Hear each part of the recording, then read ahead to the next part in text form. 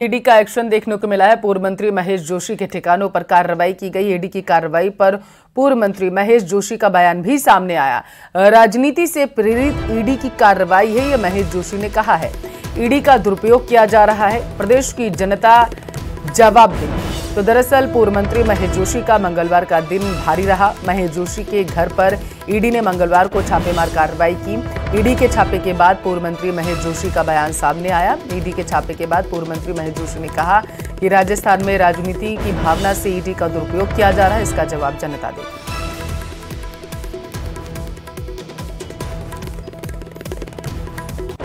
फिर राजनीतिक भावना से ईडी का दुरुपयोग हो।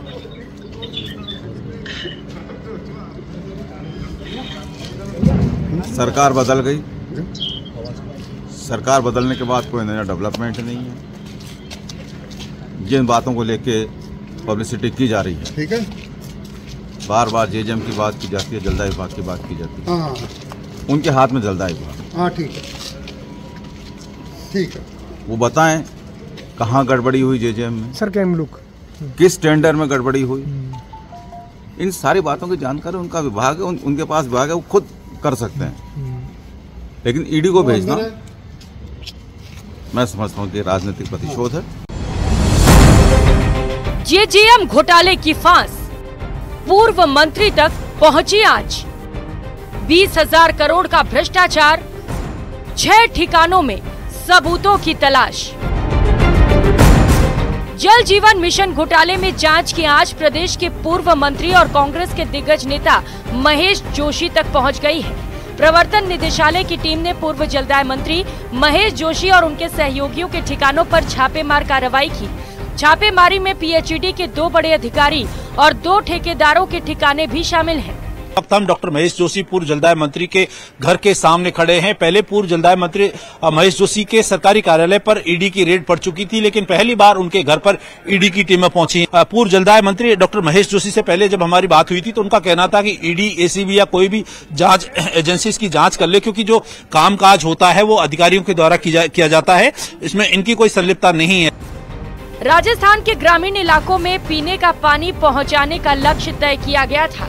राजस्थान सरकार ने इस योजना के लिए राज्य सरकार ने हजारों करोड़ रुपए भी दिए, लेकिन हर घर नल नहीं पहुंच पाया।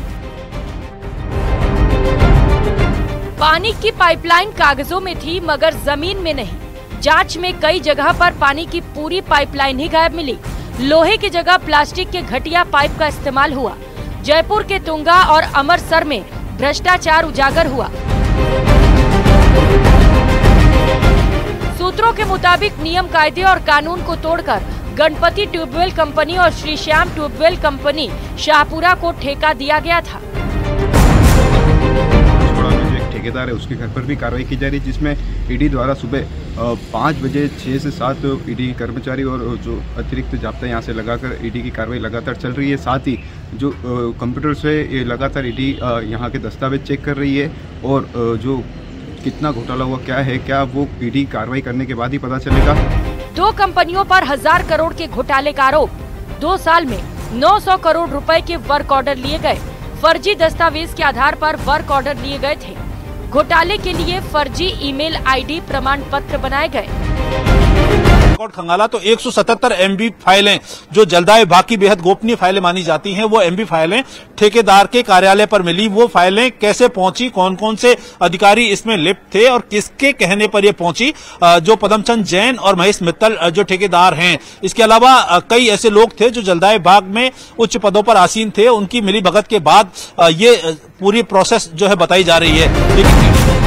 मौजूदा सरकार में मंत्री किरोड़ी लाल मीणा ने कांग्रेस सरकार में हुए इस घोटाले को उजागर किया था। ईडी को भेजी गई शिकायत में कहा गया था कि जल जीवन मिशन योजना में 20,000 करोड़ का मोटा खेल हुआ है।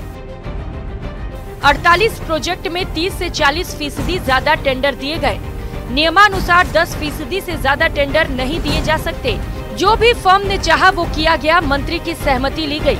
केंद्र की स्वीकृति बिना ही पीएचईडी विभाग ने काम शुरू किया।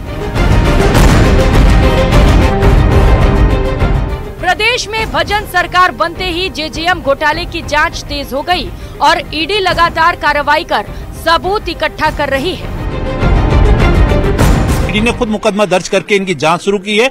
अब ईडी किस तरीके से इस पूरे मामले की जांच करती है, किस किस को दोषी ठहराती है और किस किस की गिरफ्तारी करती है, ये आने वाला समय ही बताएगा। कैमरा पर्सन अविनाश शर्मा के साथ राकेश शर्मा, न्यूज 18 राजस्थान, जयपुर।